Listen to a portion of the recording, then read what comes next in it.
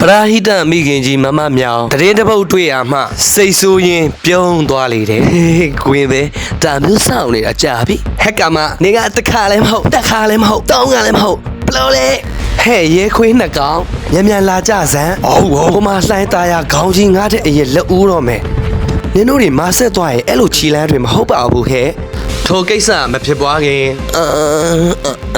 ကလေးနဲ့꿰ပြီးထဲသွားလိုက်မယ်ရှဲပဲဒီကလေးကစားပြီဆိုအနားလာပြီးတွားနေသားလေးမြောက်လို့ပဲအရန်စော့ငါးကြော်တစ်ခုလုံးလဲသူကြီးပဲစားပြစ်တာမနေ့ဖြတ်မှလာခေါ်တော့မယ်ဟဲ့သခိုးမရလိုက်စမ်း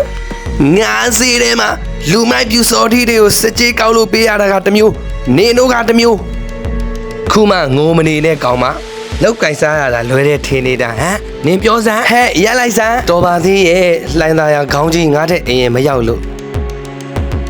အရင်လိုက်လွှဲလိုက်မယ်နော်ကျမကနေတစင်အလူငွေထဲလို့ရပါပြီကျမဟိုကောင်မကိုလည်းတရားဆွဲသွားမှာပါ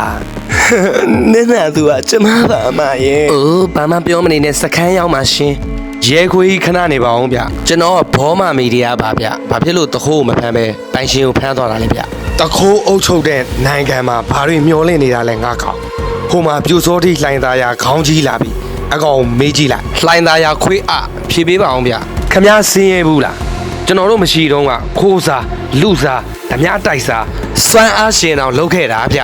ခုအဘခက်ရောက်မှပရာဟိတလှုပ်ရှားရတာသူတို့ကမိန်းမသားတွေဗျမလူနိုင်ဘူးမရိုက်နိုင်ဘူးခမရတို့နားလေပေးကြစမ်းပါဟိုးလူမိုက်ပြူစောတီးတွေပြောတဲ့ logic ကဆောင်ရမ်းမိုက်တယ်ဟာနောက်ွယ်ကလက်မဲကြီးကလောက်ကြံဇလန်းတွေဖန်တီးနေတယ်ဆိုတာဟိုခမရတို့တတိရပါ